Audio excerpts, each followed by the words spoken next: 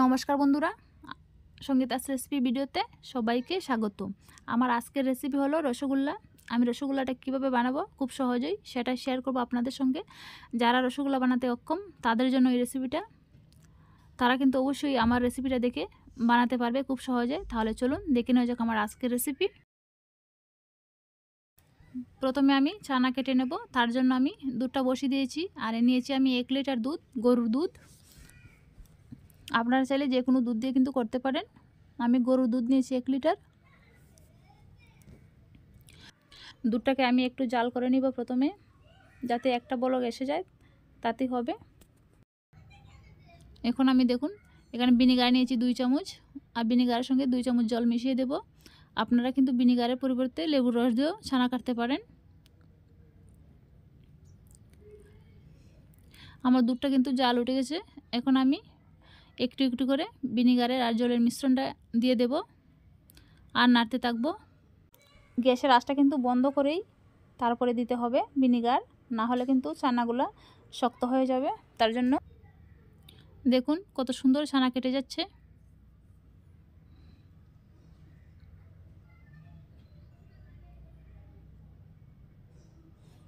দেখুন আমি সবটুকু জল আর ভিনেগারটা দিয়ে দিয়েছি। আমার ছানা খেতে কত সুন্দর হয়ে গেছে দেখুন।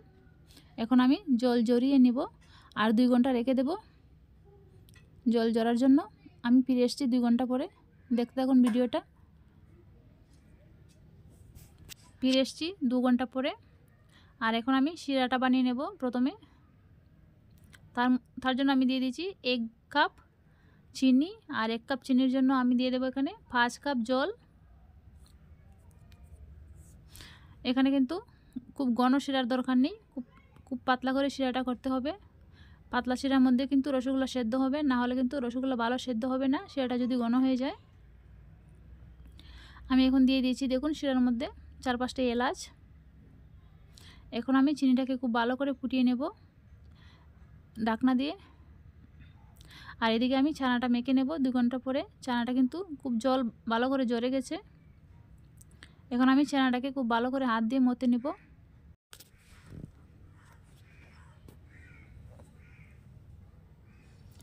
ছানাটাকে আমি হাতের তালু দিয়ে খুব আস্তে আস্তে ছানাটাকে মথে নেব।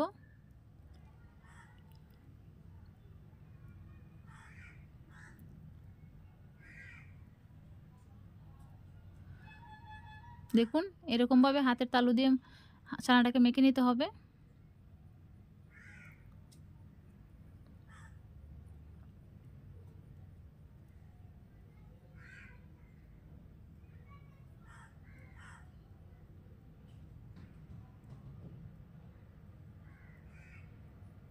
ছানাটাকে কিন্তু এরকমভাবে হাতের তালু দিয়ে ডলে ডলে মেখে নিতে হবে।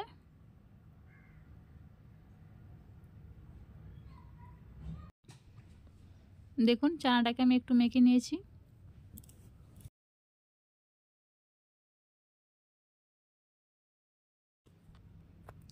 এখন আমি ছানার মধ্যে কিছু উপকরণ মিশিয়ে দেব।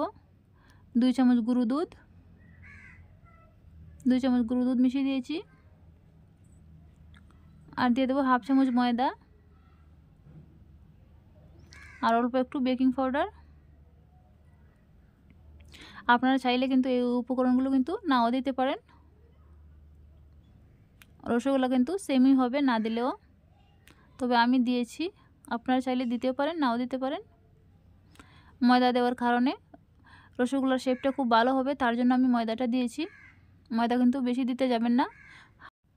আমি 1 কেজি দুধের ছানার মধ্যে 1/2 চামচ ময়দা দিয়েছি। এখন আমি সব উপকরণ একসাথে খুব ভালো করে আবারও ডলে ডলে মেখে নেব। ছানাটা কিন্তু যত ভালো মাখা হবে তত কিন্তু শেপটা ভালো হবে রসগোল্লার, না হলে কিন্তু রসগোল্লাগুলো ফেটে যাবে। সেই কারণে খুব ভালো করে মেখে নিতে হবে।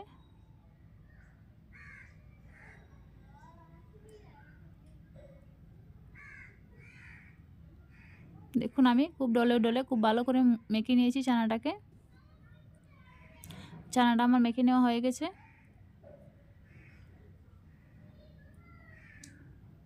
5 থেকে 6 মিনিটের মতো মেখে নিলে হবে।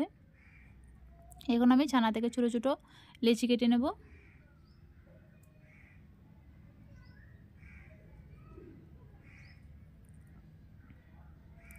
আমি ছোটো ছোটো লেচি কেটে নিয়েছি। আমার কিন্তু এখানে 10টা লেচি হয়ে গেছে 1 কেজি দুধের ছানা দিয়ে। আমি কিন্তু খুব ছোটো ছোটো করে বানাচ্ছি, আপনারা চাইলে আরও বড় করেও বানিয়ে নিতে পারেন।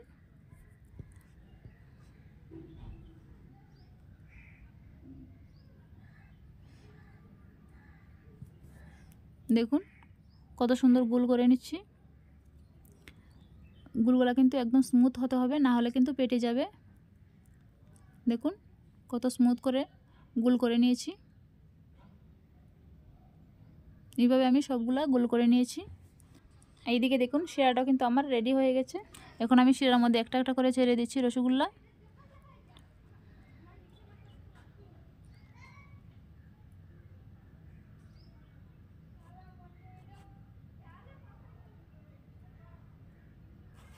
দেখুন আমি একটা একটা করে ছেড়ে দিচ্ছি সব রসগোল্লাগুলো। আমার টোটাল 10টা রসগোল্লা হয়েছে।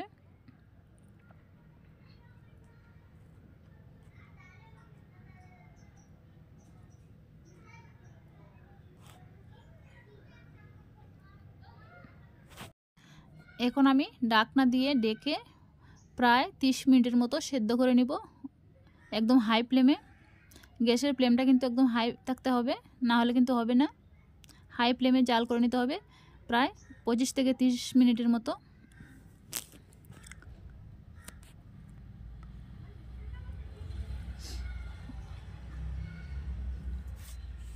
আর এদিকে দেখুন আমি প্রায় 10 মিনিটের মতো জাল করে নিয়েছি।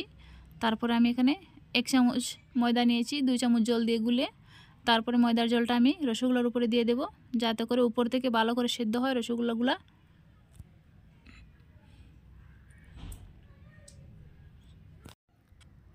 দেখুন ময়দার গুলাটা দেওয়ার পরে কীভাবে টকবক করে জাল উঠছে। এখন রসগোল্লাগুলা সব দিক থেকে কিন্তু সুন্দর করে সেদ্ধ হবে।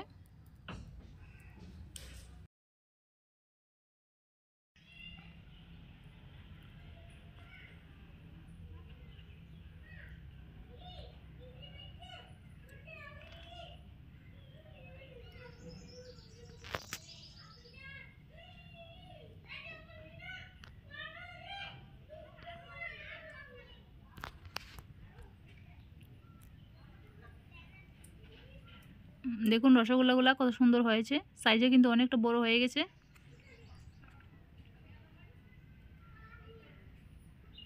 আরও কিছুক্ষণ সেদ্ধ করে নিব।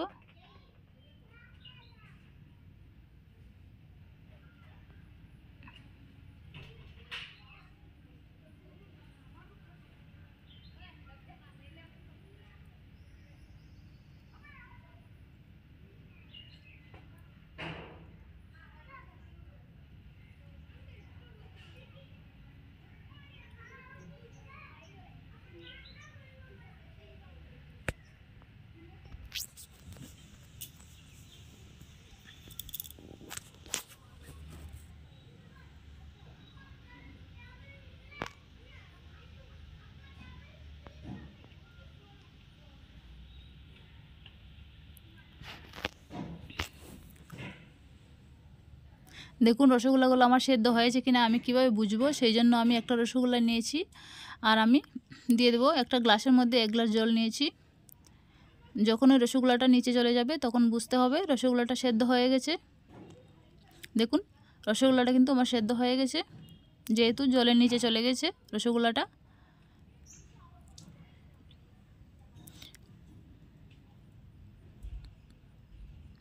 এখন আমি গ্যাসের আঁচটা বন্ধ করে দিয়েছি।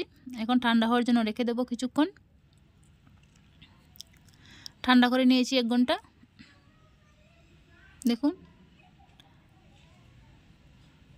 এখন আমি দেখাচ্ছি আপনাদের কীরকম হয়েছে রসগোল্লাগুলা।